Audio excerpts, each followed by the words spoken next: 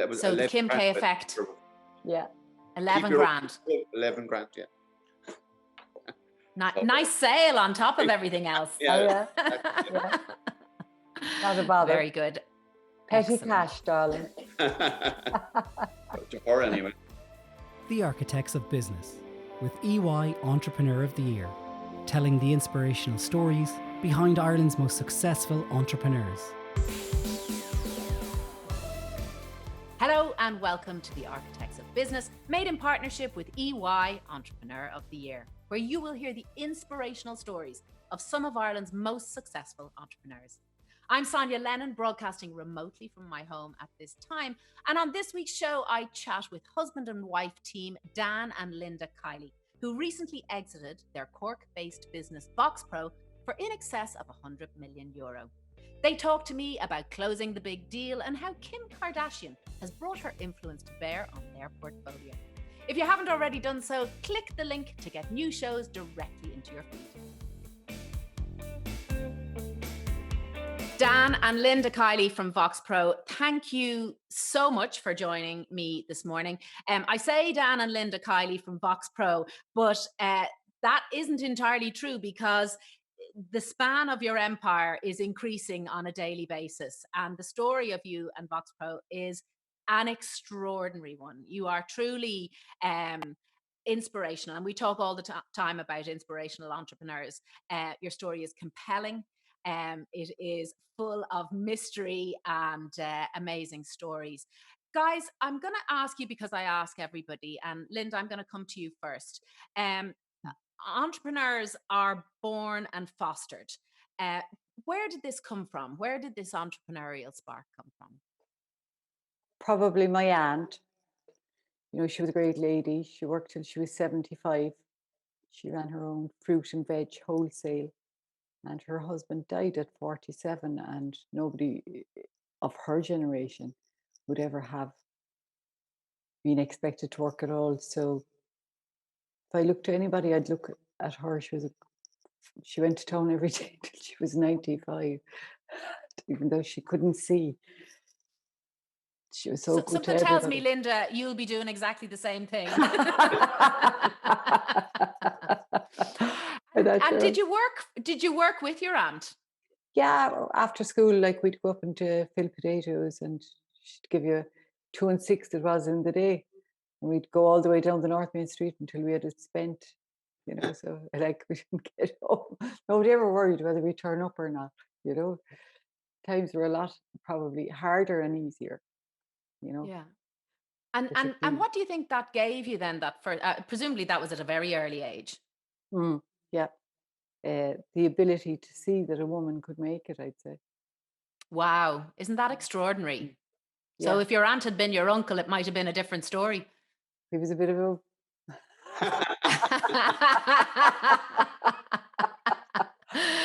he had Dan, a timely heart attack. We won't say anything about that. We'll leave him to rest in peace. Dan, what about you? What was the sort of the nudge into entrepreneurship? You know, like kind of strange story. When I went to Colostre Priestry as a kid, and I remember there was this woman who was selling scones over the back of her backyard wall to the students, and I just thought that was such a cool idea for a woman a housewife to be making money from selling scones, and that kind of flicked a switch in my head and said, you know, I mean, like I really want to do something and work for myself, you know. So And what age would that have been at then? I was only maybe 12, 13. Wow. So when I saw her entrepreneurial spirit, I thought that was amazing just to see somebody doing that from her backyard was kind of inspirational to me. It's lovely that both of you were inspired very early by female entrepreneurs. And Dan, after school then, what was the early career journey? So after school, I went to it was known as the CIT, and it's not as it's known now. It was I think it was the technical college it was called back in the day. So I went there and did business studies, which, by the way, the only thing that I learned after spending 3 years there, was how to read a balance sheet. That was it. 3 years to learn that. And so, Well, yeah. good to know though, right? It's good to know. So that was really about the sum total of, what academia brought to me. So I went from there, and then, like, I'd always worked. So I had my first job when I think I was 13, 14, collecting trolleys in a supermarket in Cork, and then I went from there to collecting glasses in a bar, and worked in bars during the entire time that I was in school, and when I was in going to college as well. So, like, the work ethic was always, I don't know, my parents were very hardworking as well. Both my mum and dad worked, and so I got that from them. And from there, then I walked into the offices of the Cork Examiner, and out walked this amazingly charismatic Amazonian, beautiful woman, and she asked me, was I here for the interview, and I Now the said, happy tablets. and I knew when I saw her on that particular day that I was going to marry her. So, and Wow. I was 20, I think I was 23, or 22 or 23, I can't remember which now at this point in time. So, needless to say, I got the job. I don't think Linda would have picked me if she had the final choice, but because You're right. wasn't it wasn't a reciprocated feeling at that back in the day. So we went on and worked on a magazine called Cork Scene, which was really like the Hello magazine of its day, in terms of, it was all about, events, the who's who in Cork, what's happening in Cork, and it was really very, very, like, innovative of its time. It was just probably, too early in terms of its inception, but it was amazing to fun to work with, and we had a the most amazing time. Spent, I think, 3 years together, and we fell in love in the process. So, but also, most importantly, well, not most importantly, falling in love was the most important thing. But it was, we both discovered that we really wanted to do something for ourselves, and So Cork Scene wasn't yours. You were uh, seconded into it. we were working with the Examiner owned Cork Scene, and we were actually working for them. So, and then we figured out that we wanted to do something together, which was, um, that's where the journey began. And Linda, was it always publishing that you were involved with, or was there anything before that? I have a totally different story now, Sonia. I had 2 children at my 21st. And so I was early off the trap, out of the traps. So I met my Wow. first husband when I was 13. And I had a son and a daughter by the time I was 18. So uh, I remember going back to my father and I said, well, I'll go back now and do that law degree. And he said, you can go. And so I said, and right back at you. And I went away and did marketing by night. So I was Wow. driven, very driven. That's So I extraordinary. worked and ran 3 pubs. My brother-in-law was the investor with the then state solicitor. So I went from going in for 2 or 3 hours to hiring, firing, and I learned more actually in that role than I did anywhere in my life. We were opposite 2 hospitals. There were people escaping every day, babies coming. We knew if somebody had cancer before the person did. It was really like a high, Wow. and the poor people that would come in from the blind home down the road would be in and out. It taught me everything. I'd say I know that people were lonely, what an alcoholic was, you know, things I'd never have picked up in an So ordinary. you both had this kind of grounding in hospitality and publishing, and it's funny because anybody who I talk to who has had that kind of foothold in hospitality, you really get to understand You do. psychology, I suppose, more than anything Mm. else. More than anything you could ever learn, you know, you So just so look at the you stats. come together as this kind of already extraordinary backstory. Dan displaying all the true tenacity and persistence of an entrepreneur to bag his fabulous wife, and now you're sort of imbued with this spirit that you want to do something. Like, how do you filter that desire into a business at that point? I don't think that you kind of preempt it like by having such a major plan. The opportunity arose to buy the business, and I remortgaged my house when it was 18%. Mm. So we were ready. I'd already done 2 other startups with other people that failed. So, like, I've been through so many recessions, I could write the book, I'd say, you know. So Voxpro was an existing company that you bought. Yeah, it was a paging company. A paging company, the old paging company called Page Boy, which was a great lifestyle, great service that was provided for since 1973. Yeah. So that And was did when you you had a know when life. you, yeah, Yeah. did you know when you bought it that it Mm. was going to have to completely repurpose itself? Totally. Certainly. Mm. So what was the vision around that then, Dan?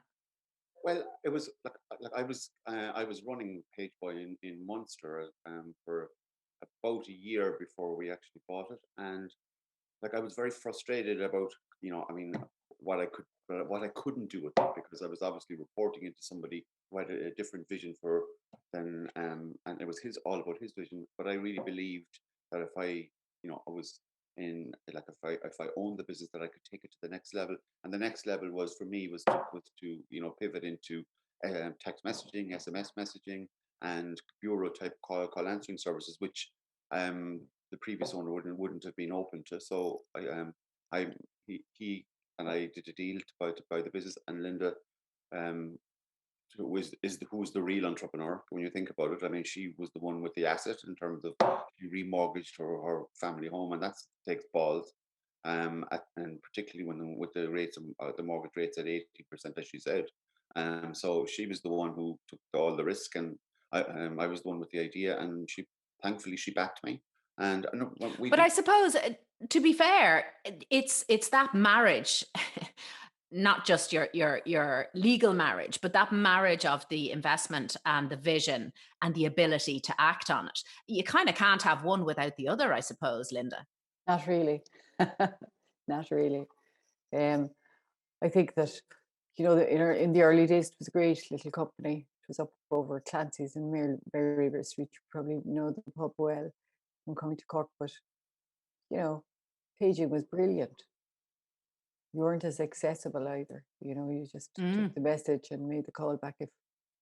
So we were mostly emergency services, doctors, the sole trader, who didn't have a back office.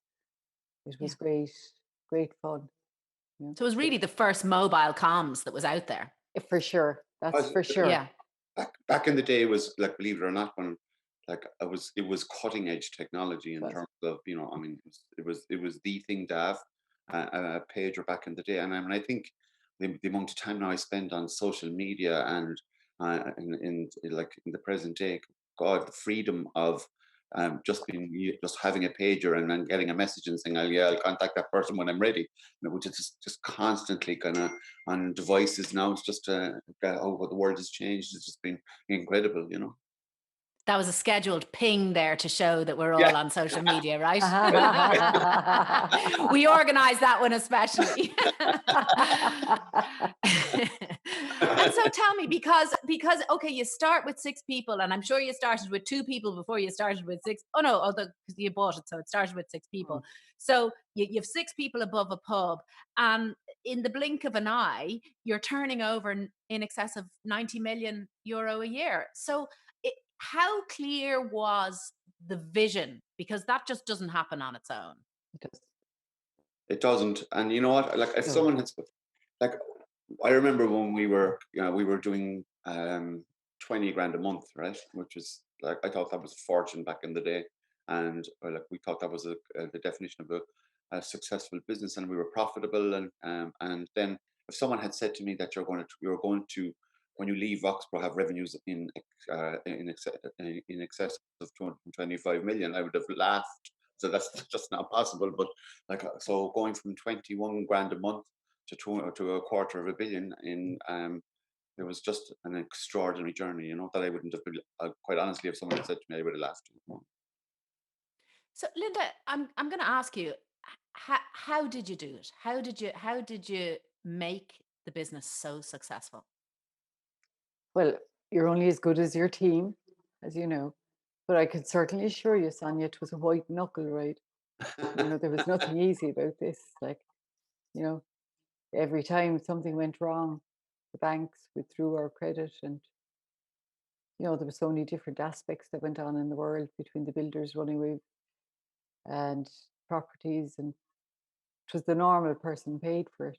That had big staff, and so we were to had our backs to the wall so often. It was quite frightening. So I was good at kind of solving problems. Absolutely. So I have to say, right, look, Linda is like, if there's a crisis, you need Linda in your life, because she's a solution driven lady, and we had so many white knuckle rides, as Linda said, and we were almost fell off a cliff 3 times, and each time we were close to the edges of a cliff, Linda came up with the solution.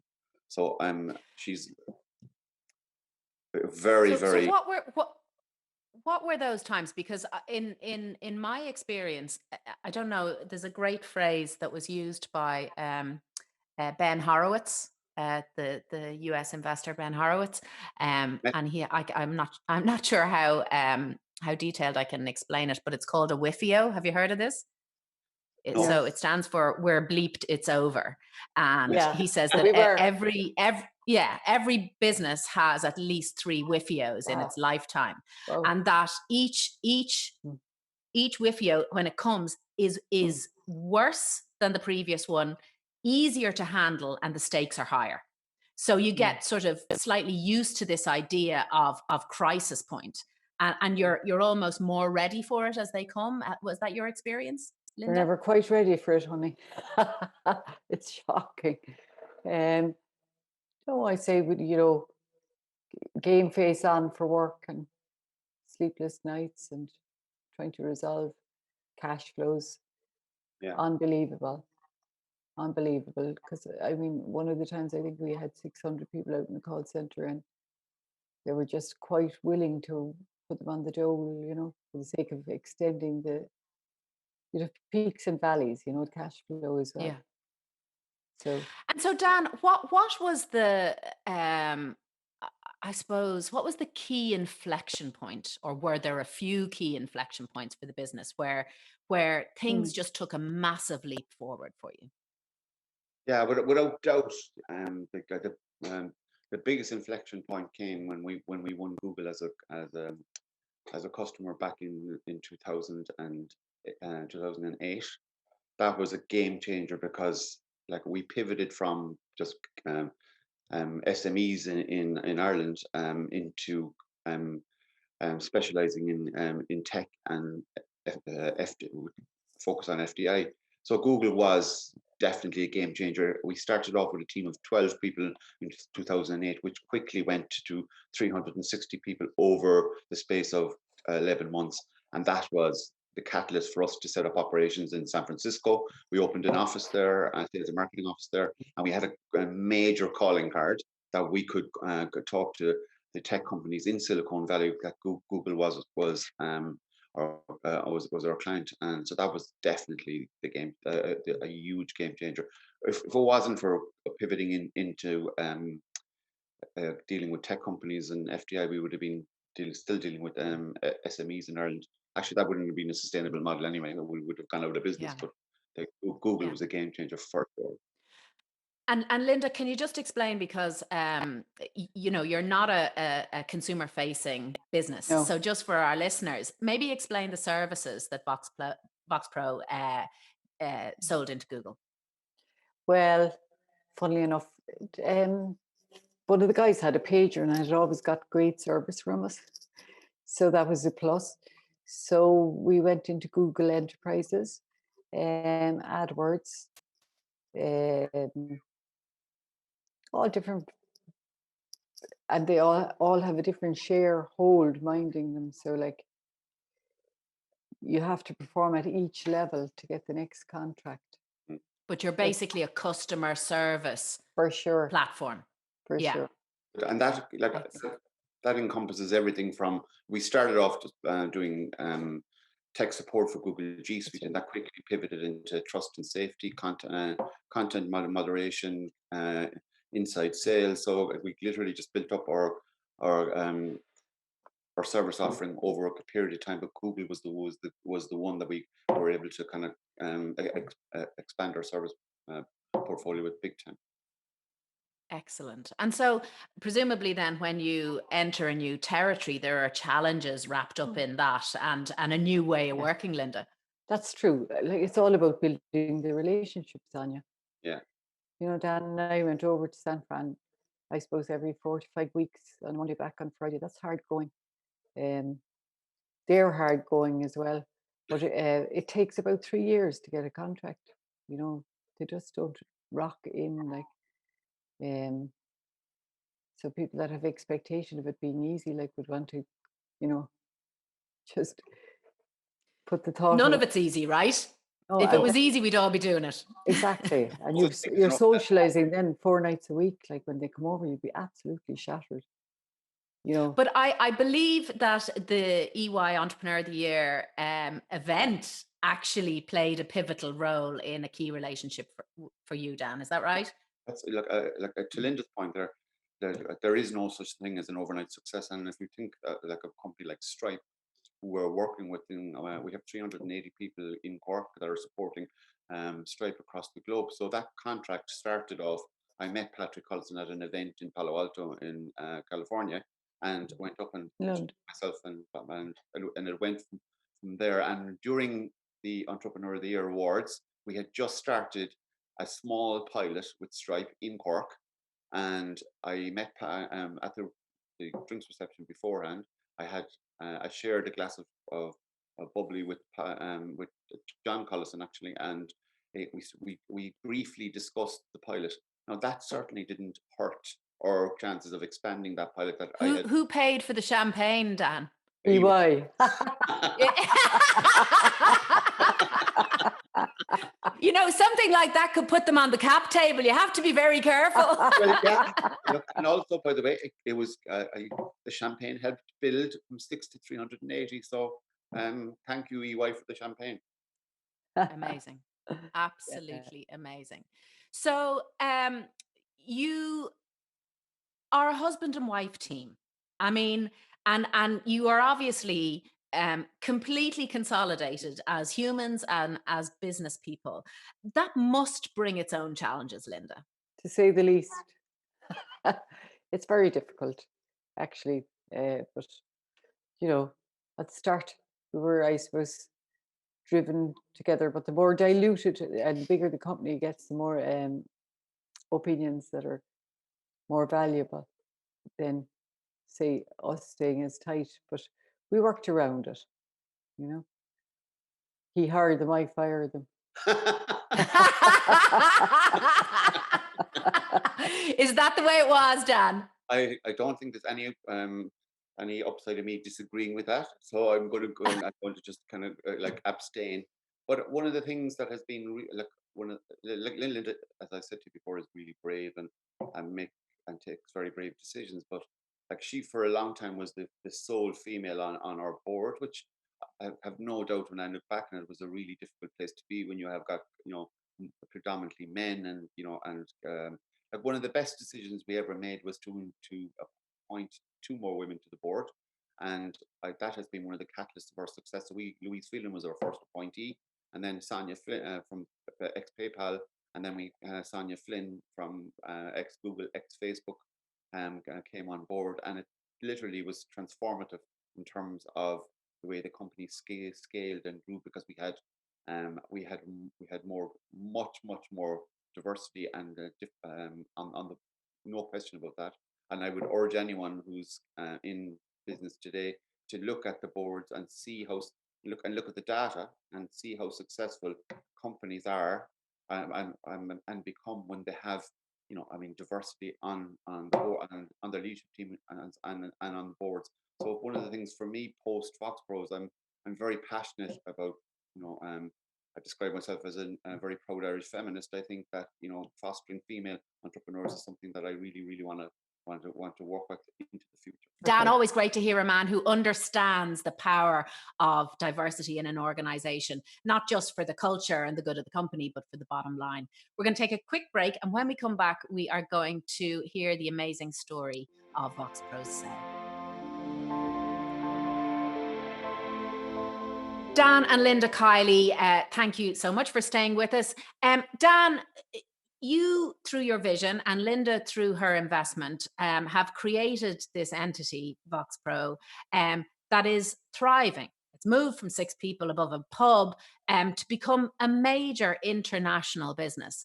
At this stage, you become, dare I say, irresistible to investment. Yeah, look, it's been an interesting journey because look, we got to revenues of close to 100 million without taking any investment in. I don't know how we achieved that. I think if I was to put it into one kind of I would say through Linda's tenacity. She always had this thing not to give away equity, and she had that mantra throughout our business journey. So we got to revenues of 100 million without investment, and it was it was a really really difficult thing to do. But at the same time, when it came to exit, we were the sole shareholders in the company, which is a great place to be.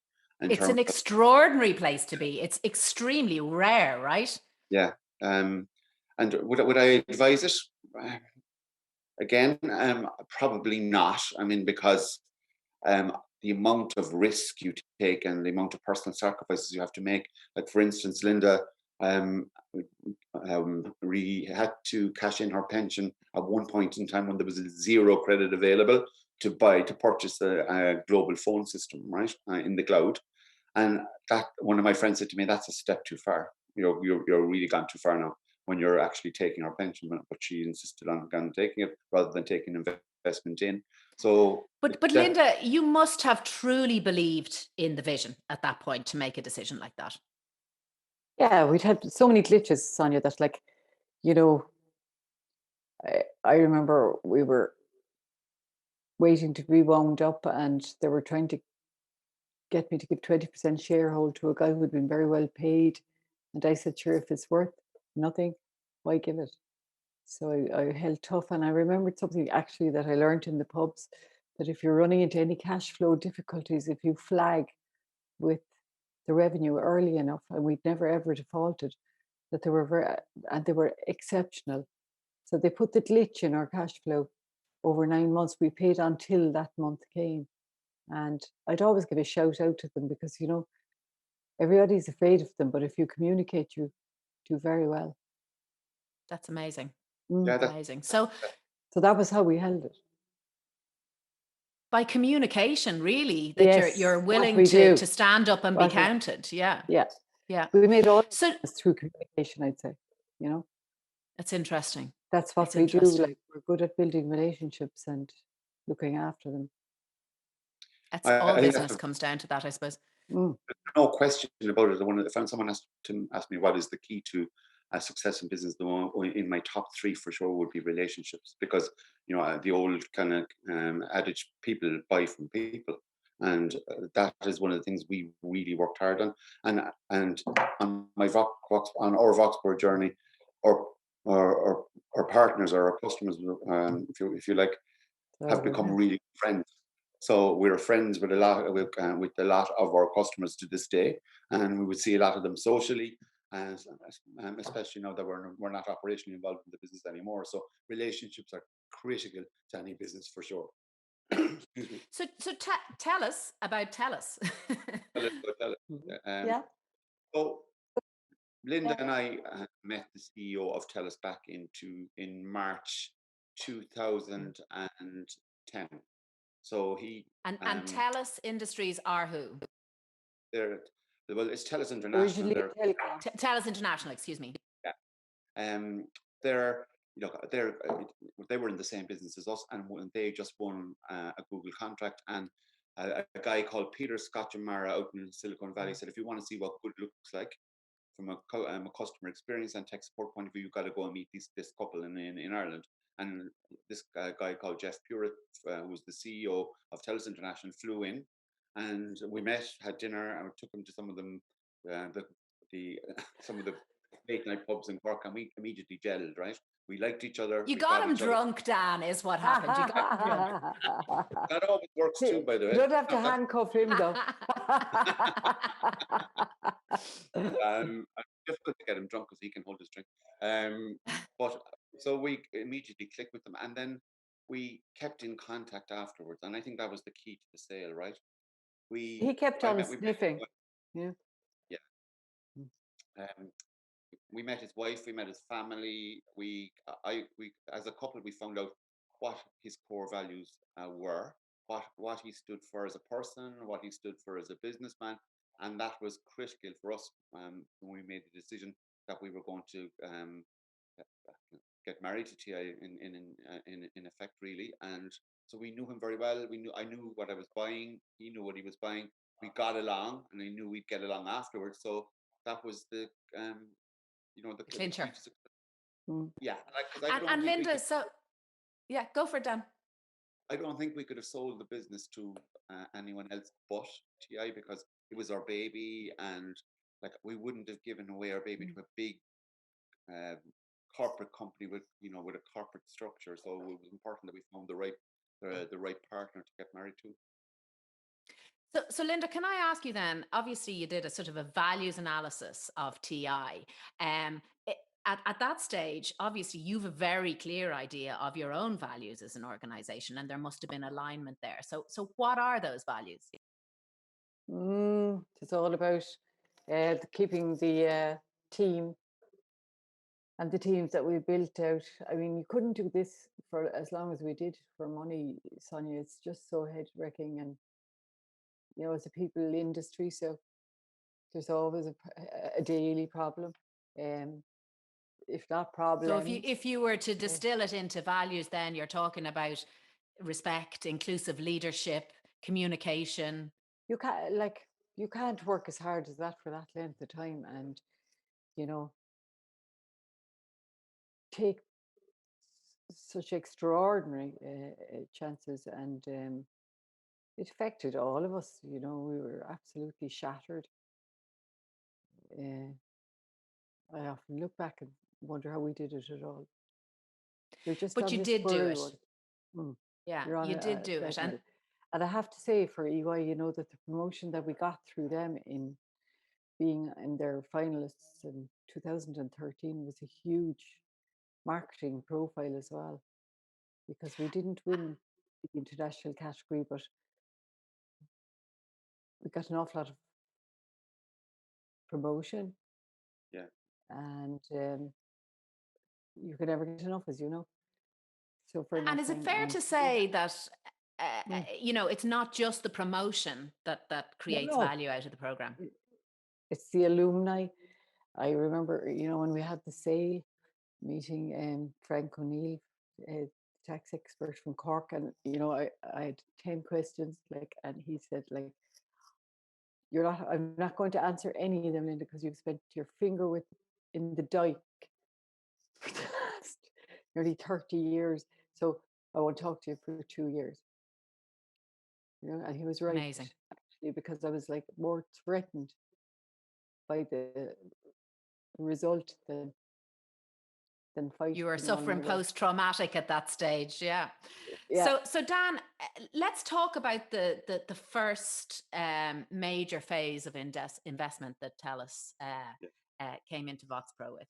How did that happen, and what was the kind of you'd already built the relationship, as you said yourself, this person was feeling you out. So when that initial investment round was sealed, how did that feel?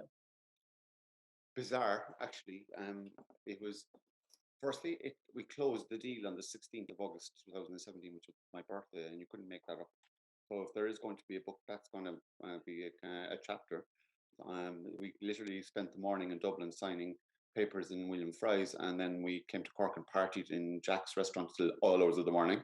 My birthday. Fantastic. So I was just thinking to myself, how am I going to top this next year? I mean, it was going to be a major letdown, but it was an interesting kind of.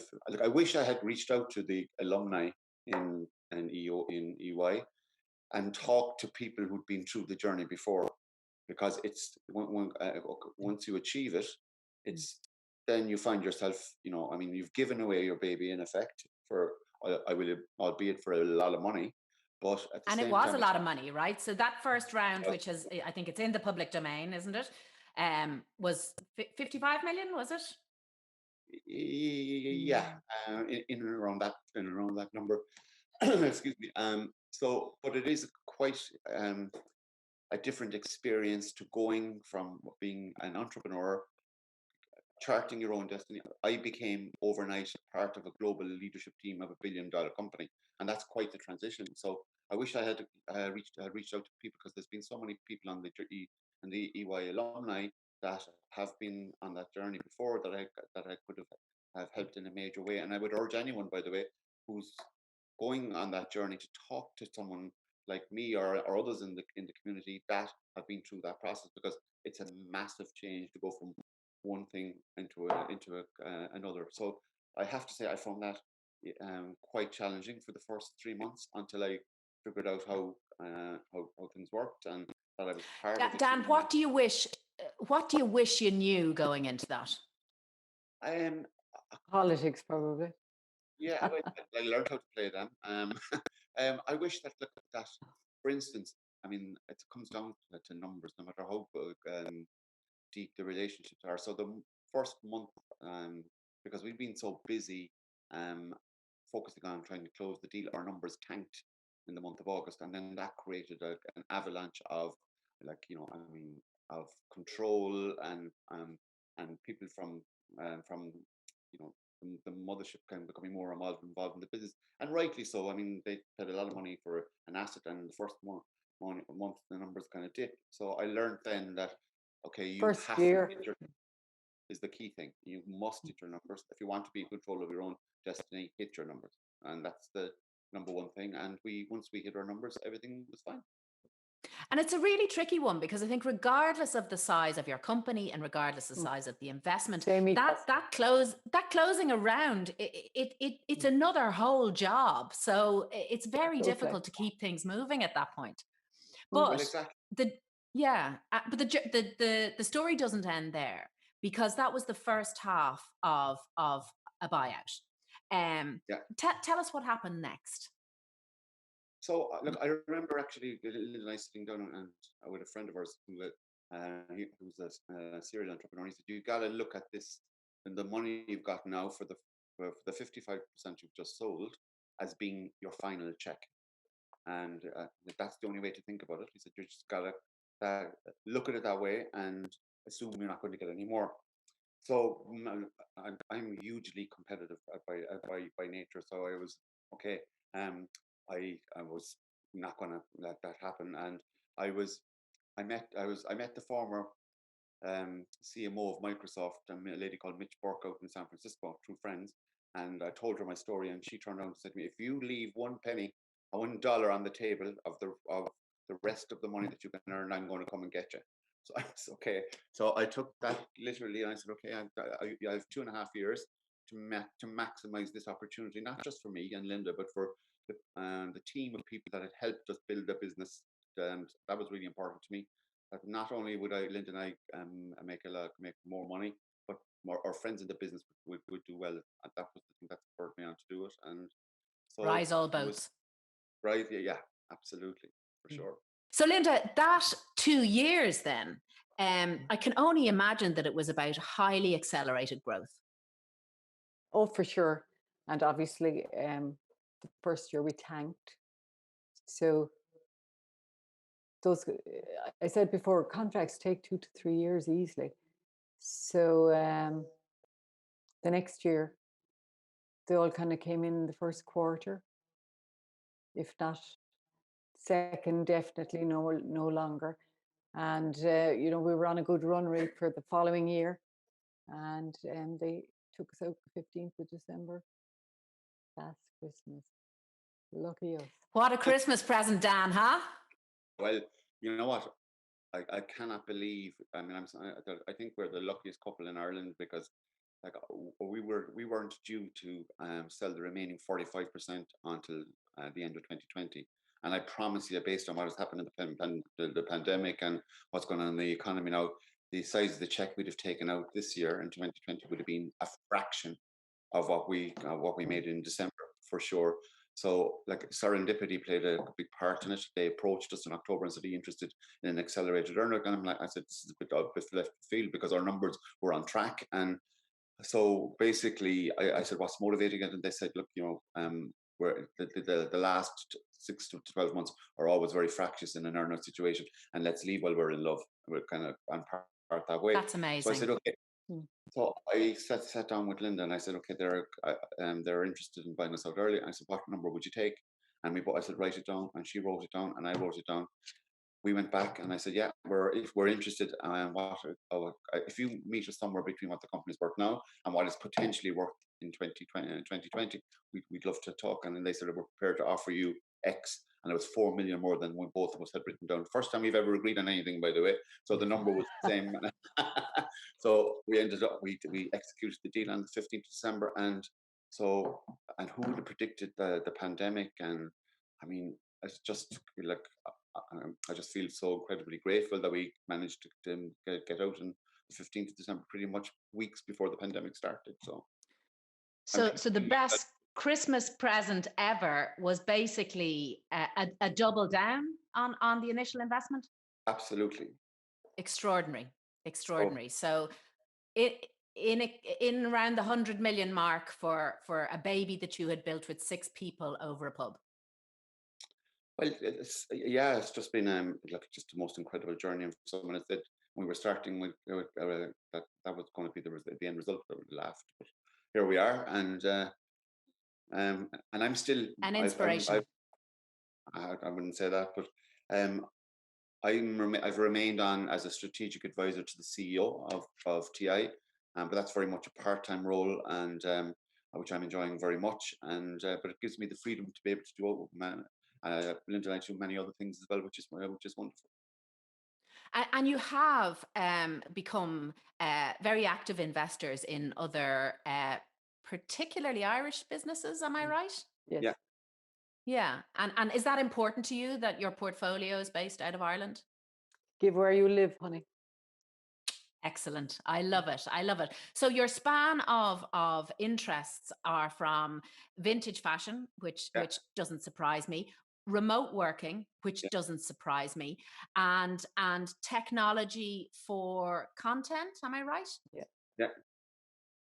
So tell us a little bit about those businesses. So the Open for Vintage is one of them. An amazing founder called Colin Saunders. I was just talking to him a week ago, and he's had the best month of he's ever had in May, in terms of, like, he's online. He's captured that sustainability piece in terms of high-end fashion. So there's a great appetite out there now for people to buy, to buy sustainable couture. And so he's selling watches, bags, vintage watches and bags online, and from stores all over the world, from Paris to Tokyo. And I think his pivotal point was when Kim Kardashian bought a red Versace dress from his website, and that's been That'd do it all right. Yeah,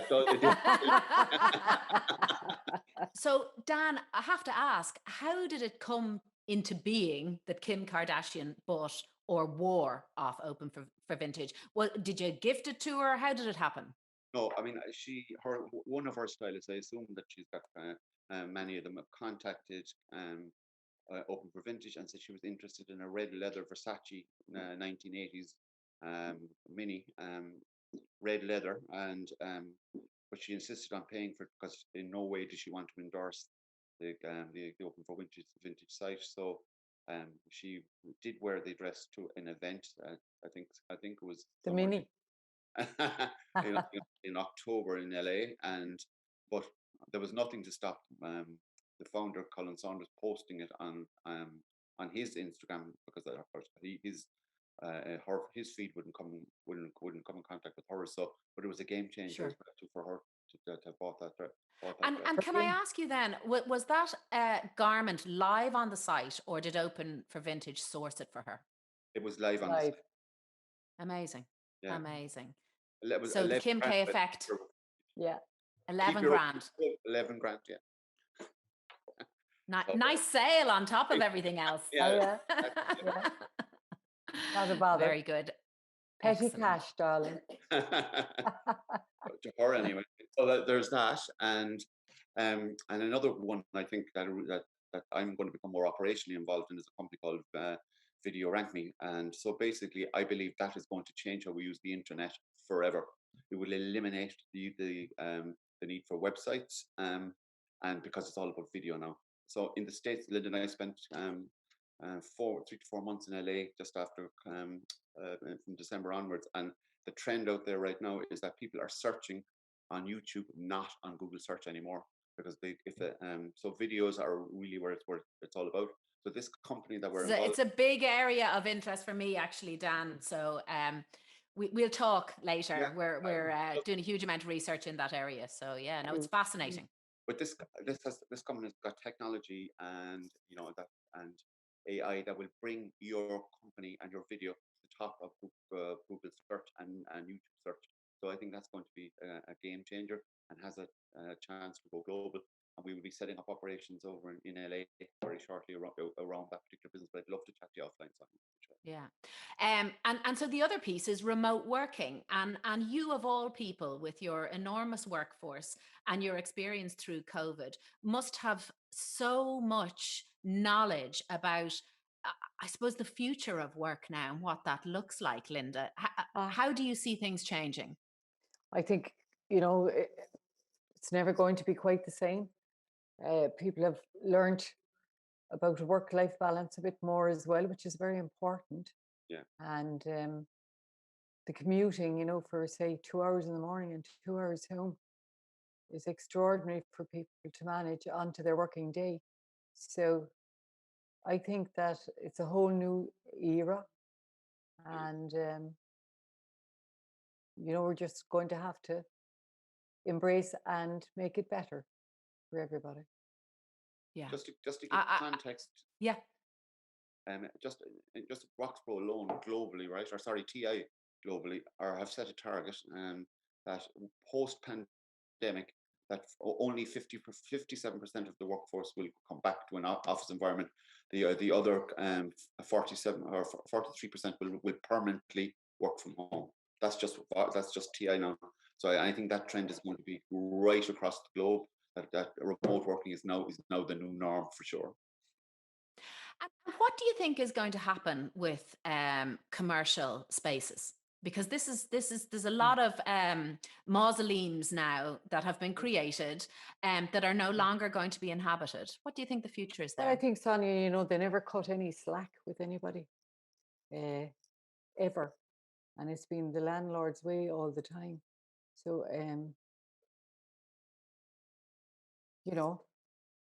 can they be repurposed for housing? They can.